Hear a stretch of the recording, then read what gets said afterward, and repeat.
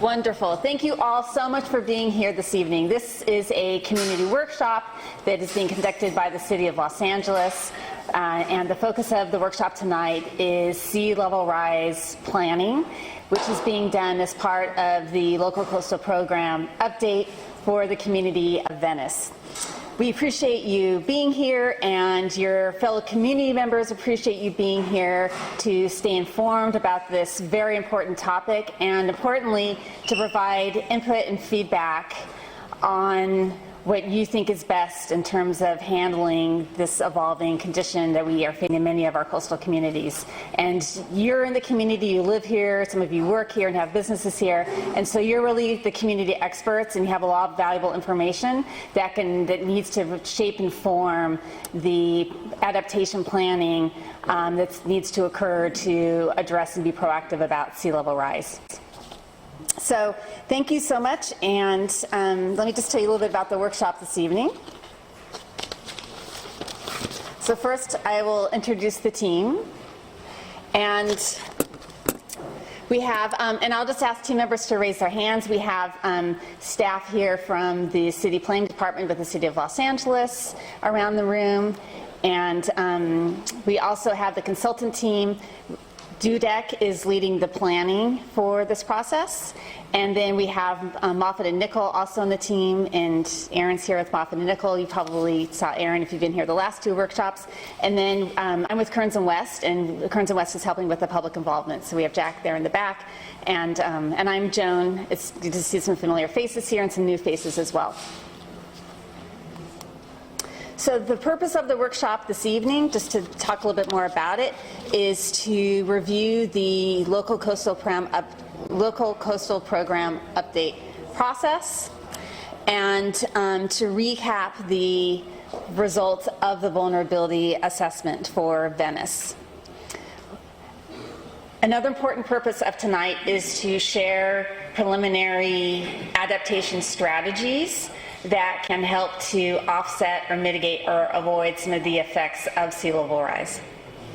And then importantly, a purpose of this evening's workshop is to facilitate community input and discussion on the adaptation strategies, to hear your feedback, and also to see what ideas that you have that the team may have missed or haven't considered yet.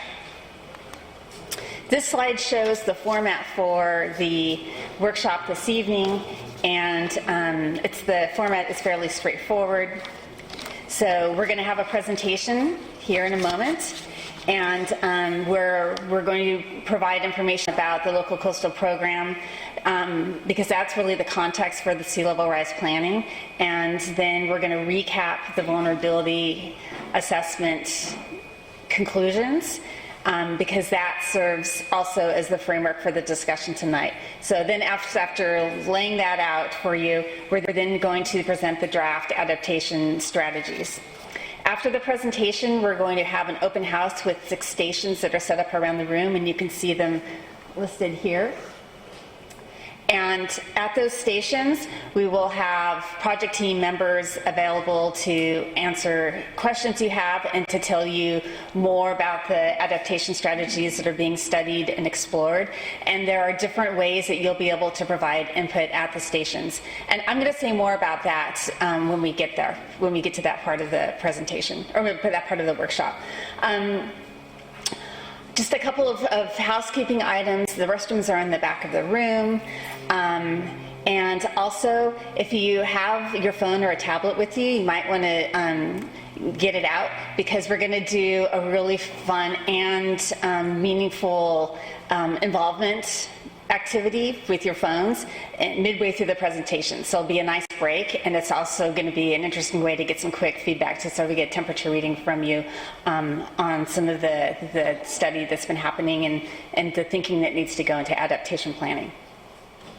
The last thing I want to mention is, after we do the open house, we're going to have a drawing for some door prizes. And so one of the things that you should have received at the door is a passport, and you'll have a chance to get that stamped as you go through each station as you provide input.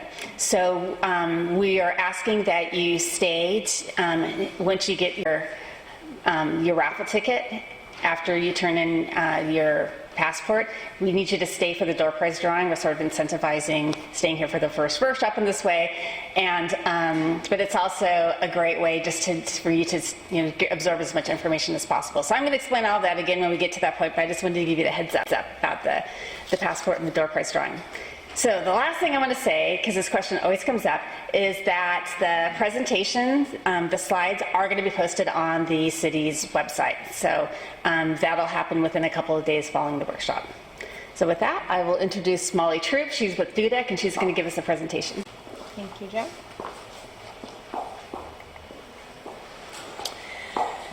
As Joan just mentioned, the first part of this presentation, I will briefly review the California Coastal Act and the Local Coastal Program background, because the end goal of this project is to update the Local Coastal Program for sea level rise.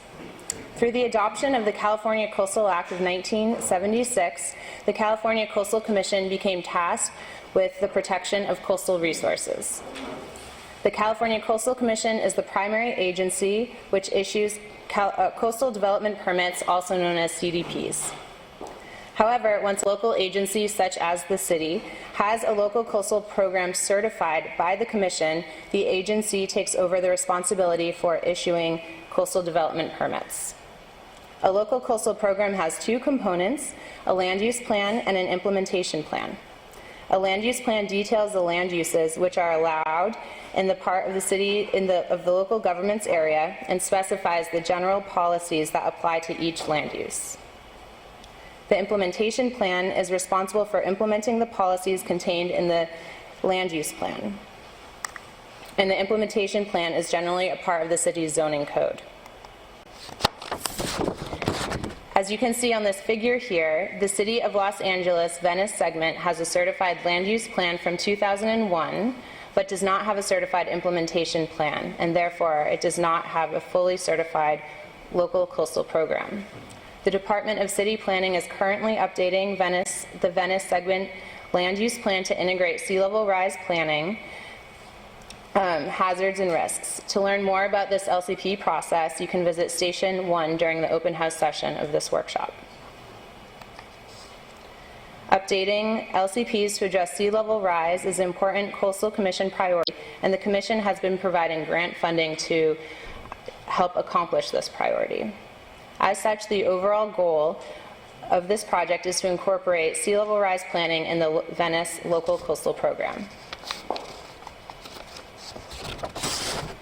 Sea level rise planning can be broken down into 6 steps shown here on this slide. Steps 1, 2, and 3 make up the vulnerability assessment, and these have been completed. We developed a range of sea level rise projections relevant within the LCP planning area, identified anticipated sea level rise impacts, and assessed the risks to coastal resources and development. The vulnerability assessment steps were the topic of the previous community workshop. As shown by the star here, we have moved on to the 4th step in the sea level rise planning process, which collectively with steps 5 and 6 are described as adaptation planning.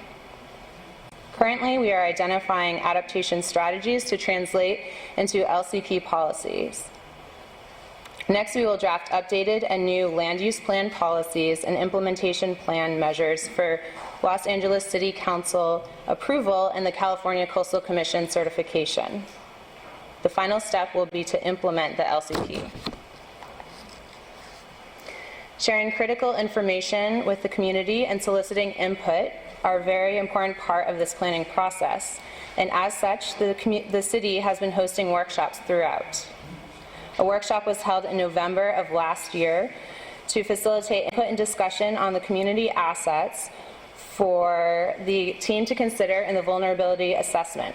The workshop had a presentation, open house stations, and a breakout discussion group, and the major themes discussed during the November workshop included canal and beach hazards, community involvement, flooding, beach and canal habitat, infrastructure, housing, and Venice community and historic character.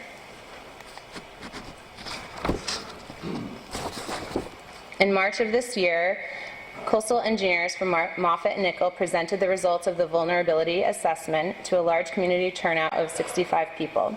In addition to presenting the vulnerability assessment results, the workshop provided an opportunity for the community to ask questions and get answers, and to provide input to the project team.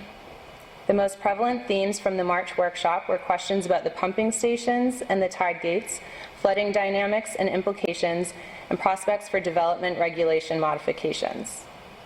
The comments are reflected in our draft adaptation strategies, which I will go over later in this presentation. Additionally, for those of you at the last workshop, we did spend a lot of time talking about social vulnerabilities, and we have considered these throughout the adaptation concepts, which we will present. Before we summarize key results from the vulnerability assessment, it's important to review this elevation map for Venice in order to understand where and why Venice has the vulnerabilities that it does. In this elevation map, the blue and the purple colors show the existing, or at the existing tide range, or within 3 feet of the existing tide range. Thus, you might notice that the Bayona Lagoon, Grand Canal, the Venice Canals, Southeast Venice, and the North Venice sub-areas are all within the low-lying area Venice. Because of the area's low-lying elevation, 2 existing tide gates currently control the water levels in the canals area and keeps the areas just mentioned from flooding during high water events. This map also shows that the general topography is higher along the beachfront, which you see by the orange and the yellow colors.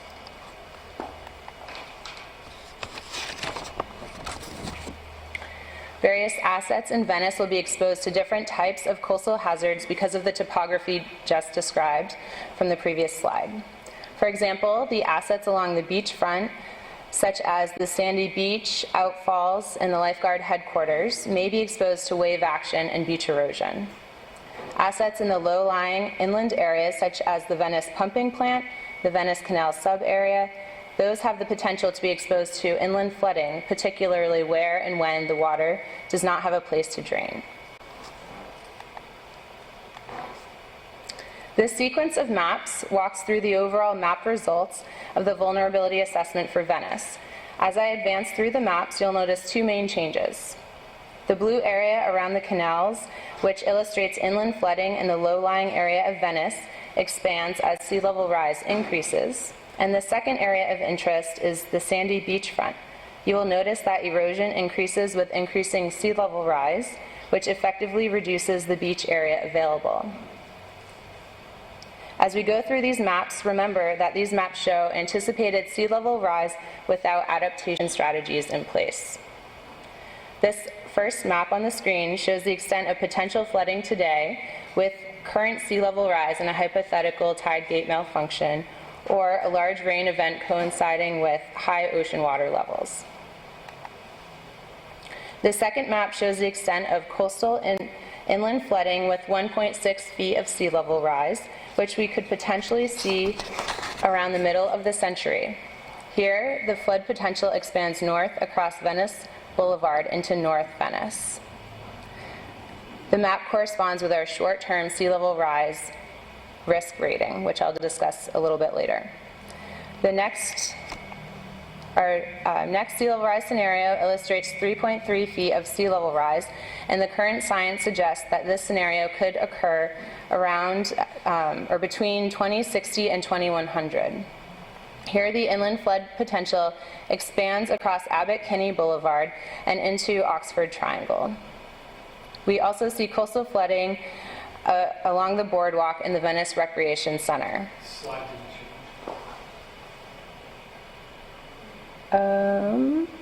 This is a 3.3 feet. Yep. So this was 1.6, 3.3. Yeah. So it expands a little bit. Here's Abbot-Kinney Boulevard and the Oxford Triangle area. So yeah, it just kind of advances further. No problem. Our fourth scenario analyzed looks at 4.9 feet of sea level rise, which could potentially happen between 2080 and 2150. Here we see flooding continue to expand further across Abbot Kinney Boulevard and Oxford Triangle, and coastal erosion and flooding threaten the lifeguard headquarters and Venice Recreation Center. The final scenario mapped was a 6.6 feet of sea level rise scenario, which, based on available science, would not occur until 2090 to 2150. With this much sea level rise, we would see inland flooding extending across into Oakwood and Millwood communities, and coastal flooding extending into the inland area for any storm. As we have seen on these maps, the main vulnerabilities of Venice from sea level rise are due to inland flooding and coastal hazards, which include wave action, beach erosion, and coastal flooding. We have also seen that different assets are impacted by different thresholds of sea level rise. To identify which assets are vulnerable in the short term versus which assets are vulnerable in the long term for both types of hazards, Moffitt-Nichol has developed a risk assessment matrix. The risk matrix incorporates the threshold of sea level rise and the consequence of an asset impacted by sea level rise hazards. Therefore, in this case, the risk is the result of two things: consequence and urgency. The main goal of assessing risk is to help focus adaptation planning efforts on the short-term impacts with high consequence, which need immediate adaptation response. I will now walk you through how the level of risk for Venice's assets were determined. So consequence is qualitative and defined in 3 levels: high, medium, and low. High indicates a permanent damage, a large impact on the system, or a large loss of value or life. Medium indicates temporary damage but moderate impact on the system, and a medium loss of value. Low indicates temporary damage with a low impact to the system and a low loss of value. And urgency is determined by distinguishing between short-term and long-term sea level rise thresholds. For this analysis, short-term sea level rise thresholds refer to impacts identified for the current sea level and the sea level rise less than 3.3 feet, which corresponds with a conservative estimate expected to occur by mid-century or approximately 2050. And so this would be the first 2 maps that I showed. Long-term sea level rise thresholds refer to impacts greater than 3.3 feet expected to occur by the end of the century or beyond. So based on this information, priorities for Venice are planning for the high and the medium-high risk categories first. We know this is a lot of information, and this is all available in the Section 7 of the Draft Vulnerability Assessment, which will be released very soon. As you may recall, the community helped to identify important assets in Venice to consider in the sea level rise planning process. The project team organized these assets into 6 asset categories, which are shown here on this slide, and they include infrastructure, property, civic, cultural, coastal amenities, and ecological. Each asset in these 6 groups were evaluated based on consequence and urgency to determine if the asset had a high risk, a medium high risk, a medium low risk, or a low risk to sea level rise hazards. Over the next several slides, I will provide 2 examples from each asset group. The type of hazard that the asset is at risk from is identified by either a black flooding icon, which means inland flooding, or a blue coastal hazard icon, which means wave action, erosion, or coastal flooding. These icons are to remind you of the different types of sea level rise hazards that Venice could experience. You will notice that most of the asset groups experience risk from both types of hazards, including inland flooding and coastal hazards. And additionally, the level of risk is labeled on each asset photo. In the infrastructure asset group, the Venice Stormwater Pumping Plant, or VSPP, has high risk due to the large impact on the drainage area from inland flooding hazards in the short term. Stormwater outfalls are an infrastructure asset at a medium-high risk from coastal hazards. In the property group, all of Venice's sub-areas are subject to high and medium-high risk due to inland flooding. Two examples that have been included on this slide are North Venice and Southeast Venice. In the Civic asset group, the risks are mainly due to inland flooding potential, and the risk is generally lower than other assets. Schools, including Westminster Elementary, where we are tonight, have a medium-high risk from inland flooding. The lifeguard headquarters has a medium-high risk as well, but from coastal hazards. Overall, the risk analysis revealed that there are fewer assets in Venice that are exposed to coastal hazards such as wave action, beach erosion, and coastal flooding in the short term as compared with inland flooding. However, coastal amenities such as beach recreation, which relies on a wide, sandy beach, has a rank of high risk to sea level rise because the modeling results suggest that 10 to 20% of the sandy beach can be expected to erode with just 1.6 feet of sea level rise. Venice's beaches are a major economic driver and a tourist destination, and based on study results linking economic dollars to beach width, losing 10 to 20% of Venice's beaches would have a great economic impact. The boardwalk area was identified as a medium-high risk due to social and economic value, although the potential impacts from sea level rise would occur in the long term. Ecological assets are at risk to both inland hazards and coastal hazards. The Bayona Lagoon is at high risk due to the potential loss of habitat for endangered species in the short term.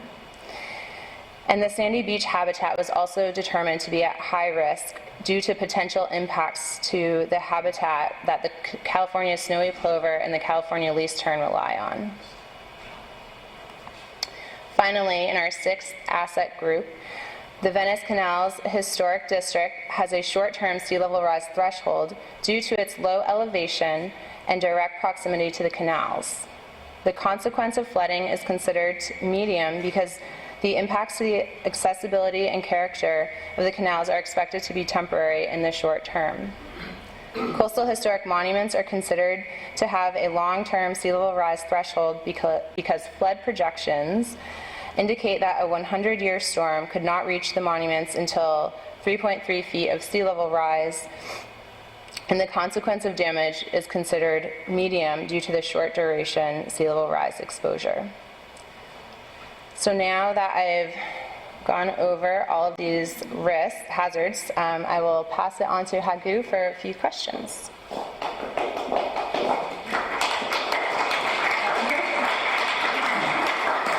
Well-deserved round of applause. Okay. Well, I'm Hagu Salomon-Carey. I'm one of the city planners working on the Venice Local Coastal Program from the City of LA's Planning Department. And I just wanted to thank Molly and also just give everyone a second to digest all that information.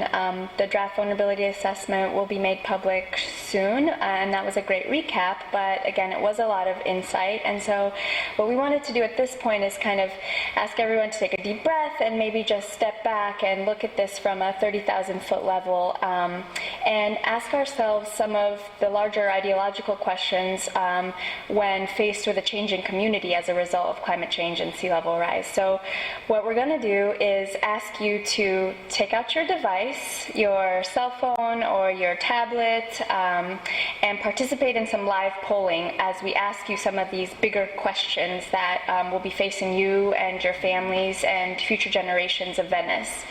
So I'll just kind of walk you through this. If you are familiar with your text message or more comfortable with that, which I would be, you'll go to the text message option. Essentially what you'll do is, maybe I can turn this way, give you my back for a second. In the to section of a new text message, you will type in 22333, And then in the actual body of the text, you'll type in Hagu, H-A-G-U, Solomon, S-O-L-O-M-O-N, C, 860. And for those of you that are using a web device, you can go to this URL, polev.com/Hagu Solomon C860. So I'll give you a second to do that. And why don't I get okay, go back. Sorry. Can I get a show of hands of anyone who doesn't have a device that would like to participate in the polling, and we'll have a staff member come help you. Right here. 2 people right here. Can I have one person in the back come help? One. It does not matter if it's capped. Don't have to download anything. For those of you that have texted to it, you should get a reply. Has anyone gotten their reply? Okay, great. We'll wait for a little bit longer. We're going to get one other person to help Daryl in the front. Okay. All right, show of hands now who has received their auto-reply text. Okay, I'm waiting for 100% participation, so. Can I read the URL to you yet? Okay. Okay, looks like, should we wait for anyone? Yours doesn't work? Okay. Can we have 2 staff people help right here? Can you raise your hand if it didn't work? Denied? There is a limit. I don't know how many people are here, but we do have a limit of 25. But really, this is just an exercise for you to answer these questions and kind of let yourself digest the, impact and magnitude of what potential sea level rise will do. So I'm hearing some chatter, so I'm going to advance the slide. If you're using the URL, okay, we're good. All right, so it sounds like everyone's together. I won't belabor that. Why don't we do a test question just to see how this works so we don't lose valuable input.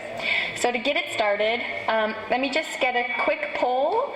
How did you get to the meeting today? Did you A, drive or carpool, B, walk, or C, take public transit? So go ahead and respond to the text message with the letter that corresponds to your answer. How do you get a text message? I mean, other than the one that we got. You got to send in another one. So A, B, or C in response. I just said that. I did. Okay, perfect. Then you should be up there. So let's wait. Who has not replied and wants to reply?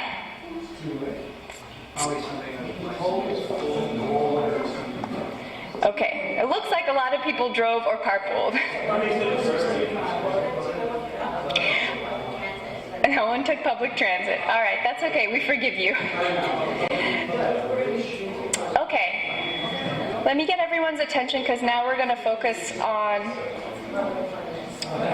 Let me get everyone's attention because now we're going to focus on the more important questions. So here we go. All right. When I think about how sea level rise will affect my community, I feel like A, packing my bags and heading to the hills. I didn't move to Venice to become a mer person. B, becoming more informed about the best adaptation strategies for my community, time to burn the midnight oil. Or C, I'm staying put and will turn my house into a boat if I have to, drop the anchor. So live polling coming in. Drum roll, please. Here we go. Here we go. Let's wait for it. Wait for it. Okay. Well, I'm glad you're all here. That's probably why you are here, is to learn adaptation strategies. So there's an opportunity to gather this information as you go along, and we really want your critical feedback. All right, I'm going to go to the next question, okay? This is an important one, and we heard a lot of this at the last workshop. It's like, who pays for sea level rise adaptation? So is it A, if I'm in the hazard zone, I'm paying. If I'm not, I'm not. To each his own. B, create a Venice Coastal Zone tax district. We're all in it together. Or C, it's the city's job. We didn't create the problem. All right, let's see it. Okay, there's some camaraderie here. No one's voting for A.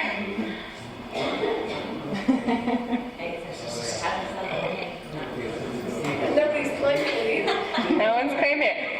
Raise your hand if you own or live in the Flood inundation hazard zone. Okay, so you have a community here to support you. Looks like 75% say it's the city's job, we didn't create the problem. Well, if y'all took public transit, then maybe, no, I'm just kidding. All right, on to the last question. How would you like to see Venice Beach evolve with sea level rise? Oh, somebody voted already. Okay, the first is coastal armoring. Just build seawalls, bulkheads, and jetties. I don't mind some beach loss or accelerated erosion downstream if it means protecting my neighborhood. B, living shoreline. Bring back the dunes and vegetation nature protects best. Or C, re-nourishment. Pile on the sand, keep things the way they are, even if it costs me a lot of money. Wow, okay. I'm gonna wait for a little, let's just see.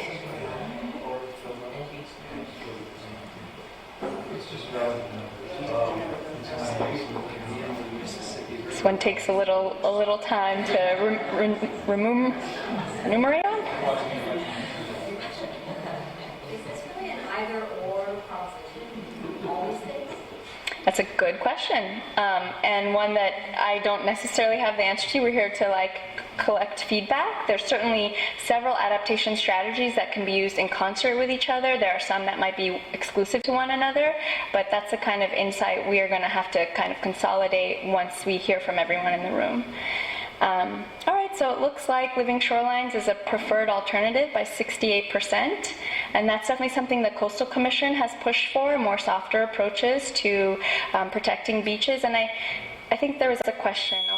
I have a quick question. If you look at aerial photographs from the 1930s and before, the amount of sand is minuscule. So my question is, where did all that sand come from? Yeah, it's Hyperion sewer, the Hyperion plant, they pumped it all in 150 feet. Yeah. There was a huge nourishment, effort by Hyperion and also the marina when they dredged the marina. Okay, so I just wanted to say that, again, Coastal Commission is definitely more interested in softer approaches, and so it's good to see this number. But I guess one thing to highlight is that the beach does play a huge role in a protective capacity and adaptive capacity. So do pay attention to that as you go around the room, and this is a good segue to say that there's a lot more strategies to think about. So I'll hand it back over for a little more nuanced insight from Molly. Thank you.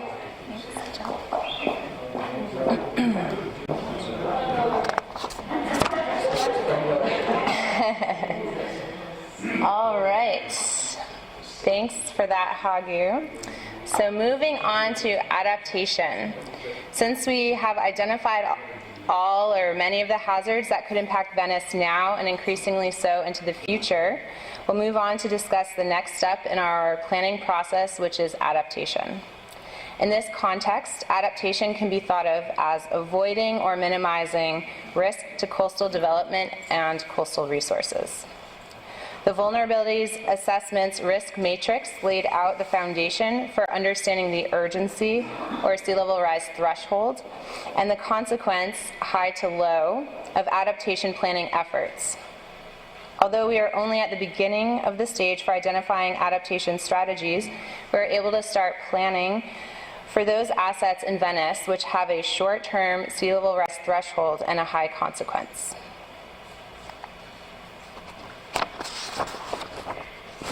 The project team reviewed and assessed many resources that are available on adaptation, including an adaptation toolkit developed by the Georgetown Climate Center and the adaptation policy briefs compiled by Stanford Center for Ocean Solutions. Additionally, we have relied heavily upon the California Coastal Commission's 2015 Sea Level Rise Policy Guidance document and the Commission's 2018 Draft Residential Guidance policy guidance for this grant-funded project. While still in draft form, the residential guidance is a particularly useful resource because it provides the most recent direction from the Coastal Commission to local governments on adaptation with a focus on residential development, which is one of the most affected land uses in Venice. Oops, sorry.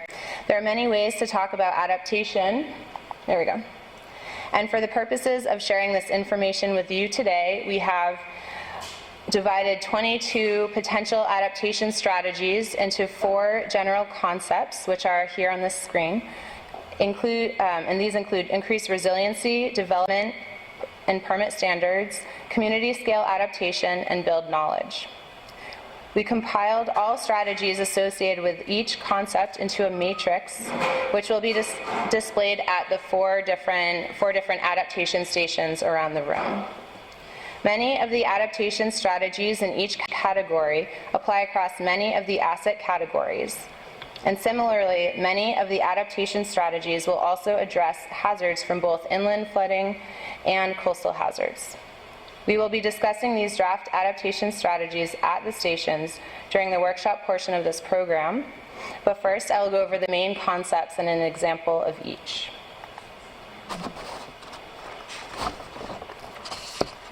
Before I do that, I will point out that the Coastal Commission's guidance does emphasize prioritizing natural infrastructure or green infrastructure, as Hagu was just mentioning, which includes softer techniques rather than harder shoreline armoring. There are a range of adaptation measures to address coastal hazards, which include soft coastal protection, such as vegetated buffers, which is shown on the left of the screen, to harder engineered structures, which include breakwaters and revetments, shown on the right side of the screen. We have identified several soft adaptation options to increase resiliency in Venice to address the coastal hazards that we have earlier discussed. The first adaptation concept that we will discuss is increasing resiliency. In general, resiliency means the capacity to withstand and recover quickly from hazards. Beach nourishment is a soft preferred strategy of the Coastal Commission to protect development. And as we were just discussing, in Venice in the 1930s, 35 million cubic yards of sand from development projects was placed on the beaches. So this artificially wide and sandy beach that exists today in Venice has been providing protective benefits and providing public access and supporting habitat for coastal species. Maintaining this wide beach through additional beach nourishment is a strategy that could be implemented to adapt to coastal erosion and flooding hazards and protect the assets such as the Venice Boardwalk. It's important to note that a challenge of this strategy may be finding sand because there are increasingly limited sand supplies. Here in this slide, we are showing the Santa Monica Beach Dune Pilot Project, which was approved by the California Coastal Commission in 2016. This is a 3-acre dune creation project that uses low-lying sand fencing and native plants to restore a highly impacted beach system to bring back a diverse and endemic rich coastal plant and wildlife community. The dunes, when formed, will eventually create soft, low-cost, natural shore protection from sea level rise and storms while providing public benefits and enhancing natural resource values. This is an example of a potential future adaptation strategy to address coastal flooding and erosion hazards in Venice to protect oceanfront assets at risk. Upgrading Venice's existing infrastructure, which currently reduces flooding and provides vital functions such as processing wastewater, is another important resiliency strategy that I'd like to highlight tonight. The Kinney Circle Stormwater Pump Station and Venice Pumping Plant were also identified as at risk in the near term by the One Water LA Climate Risk and Resilient Assessment for Infrastructure. By implementing some of the measures identified in this assessment, the flooding risk to Venice's critical infrastructure could be reduced. Our second adaptation concept, which can be further explored at Station 4, is development and permit standards. Coastal Act policies require that new development be sited and designed to be safe from hazards and to not adversely impact coastal resources. Thus, the strategies included in this group include policy concepts that can be implemented through development permits and permit standards, and these will likely be needed to comply with the Coastal Act in hazardous areas. One example strategy in this concept group is adaptive design.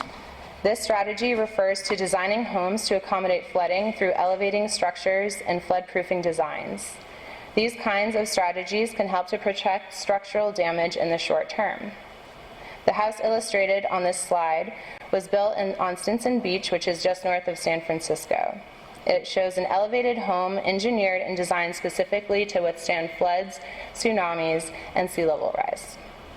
It should be mentioned that while there are benefits associated with these kinds of approaches, such as reduced risk to flooding, there are also potential to have associated adverse impacts to other coastal resources, such as public and community visual resources.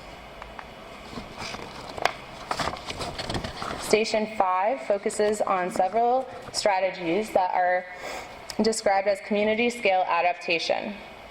Strategies in this category require a community approach instead of a parcel-level action, which can be too limited to address coastal hazard impacts collectively, especially when existing residential development is already located in hazardous areas. We have identified 5 potential strategies in this category. One example of community-scale adaptation is financing adaptation. Implementation of adaptation strategies will require significant funding in the future. Geologic hazard abatement districts, which are also known as GHADs, are entities that provide a potential means for funding sea level rise adaptation measures on a neighborhood scale. By accumulating a funding reserve for an anticipated future need, a GHAD can provide the financial resources necessary for adaptation approaches beyond a single parcel. Here on this slide is Broad Beach, which is a community in Malibu, and this community formed a GHAD to address shoreline erosion and beach management collectively. One of their strategies is to implement a 20-year beach replenishment program to maintain the beach in front of the revetment, which is shown here on this picture. Likewise, community groups in Venice could form a GHAD in the future to fund potential adaptation projects. What is GHAD? Geologic Hazard Abatement District. So our final adaptation station is Station 6, which we have called Build Knowledge. This station, so while providing a baseline and assessment of valuable information about the hazards that threaten Venice, the vulnerability assessment has also shed light on some local information gaps and areas that could use more study.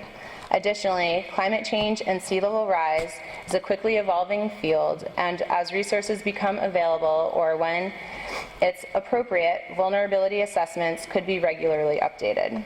The Build Knowledge category captures strategies that could be implemented to better understand the hazards that Venice faces, which could continue to inform how Venice evolves and adapts. One example in this category is the need to conduct a focused analysis of stormwater system capacity for the Venice Canals area. Moffitt and Nickel identified this as an information gap in their vulnerability assessment and have recommended in investing in further analysis of this subject in order to better understand and better plan for adaptation from flooding. So, to tie all of these pieces together, we have identified 2 main types of sea level rise hazards that Venice faces. Coastal hazards, which include wave action, erosion, and coastal flooding, and inland flooding. We have identified assets that are at high risk and at medium-high risk now due to these hazards. And we have identified a number of potential adaptation strategies that can respond to the hazards identified and reduce the level of risk to the assets that the community cares about. In this presentation, we have highlighted examples of dune creation, beach nourishment, and financing adaptation strategies, which all can respond to hazards along the shoreline of Venice. We have also highlighted adaptive design, upgrading infrastructure, conducting a drainage study, and also financing adaptation that can respond to the inland flooding hazards of Venice. The selected adaptation strategies will eventually be turned into LCP policies for the coastal hazard section of Venice's land use plan. You'll have an opportunity to explore these strategies that I've highlighted in this presentation and additional strategies in the open house portion of this workshop. And now I'll hand it back over to Joan to discuss the format.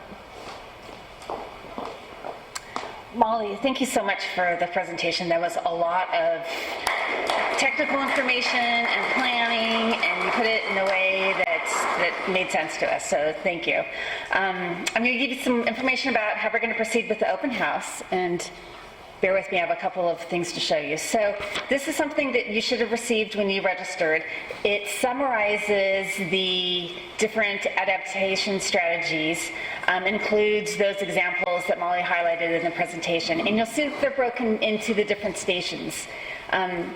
So here on this slide, you'll see that there are 6 stations, and the first 2 stations are focusing on, and let me back up. The first station is generally focusing on the local coastal program update that the city is working on. We wanted to make sure that for those of you who are unfamiliar with that effort, there was a place for you to get information about the LCP update. So that's at Station 1. Station 2 is focusing on the sea level rise mapping, and we brought the materials from our last workshop where we provided more information about the mapping that had been done, and we have those available, and we'll have project team members at Station 2 who can answer questions about the sea level rise mapping and the predicted elevations. Stations 3 through 6 focus on the adaptation strategies themselves. So Station 3, as you can see, is going to focus on the measures related to increasing resiliency, and Station 3 is over in that corner, and then we have 4, 5, and 6 lined up here. Station 4 is focusing on development and permit standards. Station 5 is community scale adaptation, and then Station 6 here is building knowledge. And so you can see the different adaptation strategies listed here on this handout by station. When you get to the stations, and I'm just going to focus on stations that focus on the adaptation strategies, so stations 3 through 6. Each of them have, Molly, can you point out the matrix board? Each of them have a board that shows the adaptation strategies. And on that board, there's information about the benefits and the drawbacks and limits for each strategy. So there's more information there for you. And there are a couple of different ways that you can provide feedback tonight. And those include writing your comments on Post-it notes and putting them directly on the board, the matrix board. And there's our Post-it notes laying at the different stations. There is also a comment card at each station, and we would love it if you wrote down your comments and your ideas, your questions, and this is really one of the best ways when you write things down that we can take that and we'll include it in the summary for the workshop. We have another way to provide input, which is there is a questionnaire that's been posted online, and there are scan codes. And so you can just scan, and that'll take you to the survey. Survey is probably overstating it. It's a simple questionnaire. And then you can go ahead and enter comments online. So we're trying to use all these different means so that you can use a way to provide input in a way that's most comfortable for you. And then we'll also, we'll have facilitators at each station taking notes on flip charts. You had a question about the input? Do you have the information boards online also? Here, do you have them online? Some of them are online, and some of them haven't been. They come from all different places. So you are welcome to photograph anything yourself if there's something you want to make sure you have for future reference. The presentation will be posted online, but there are boards that aren't in the presentation. So the passport. So we want to just incentivize you providing input a little bit. So as you go to the different stations and you provide comments and input, you will be able to get a stamp from the team members who are at the stations. And you can see in the passport that there are these places for stamps. And once you get all of the stations stamped, come and find me or Jack, and you'll be able to find us, because we'll be holding the raffle tickets, and we'll give you a raffle ticket, and we have some really great prizes at the end that are useful in your own household's hazard planning. And you'll see that at the end. And we're asking that you stay until the end to be eligible for the door prize drawing. So I think I've caught everything. Did I miss any details or process, team members, about the open house stations? Nope. Okay, I think we're ready. So, and then about 10 till 9, we're going to reconvene here and wrap up. All right. Oh, yes. Oh, I'm sorry. I got carried away with all the materials. So, we have some tips. So one of the really important things for a workshop like this is to make sure that everyone who is here gets a chance to participate and provide input in a comfortable way. And so these tips help. So, we're asking that you let one person speak at a time, and that everyone here helps to make sure that everyone gets a fair shot at participating. And we ask that when you're talking with team members, that you try to be as concise as possible so that others have the same opportunity to talk to the team members. We also ask that when you're at stations, listen to your fellow community members. It's a good way to hear some different perspectives about what's going on in Venice. And then also offer ideas and solutions as others are identifying questions and concerns that they have, and be part of that process of moving that planning forward. And then when you're at the stations, we have some questions that would be particularly helpful for the project team to hear your input on. And they're listed here. We're going to keep them posted throughout the open house. So they are, do you have any questions or feedback about the strategies? Are there benefits of the different strategies that haven't been identified on the boards? Are there constraints that you see that the team hasn't identified? And then, do you have additional ideas for adaptation strategies? So we'll keep these up. And now for real, we're going to start the open house. Thank you.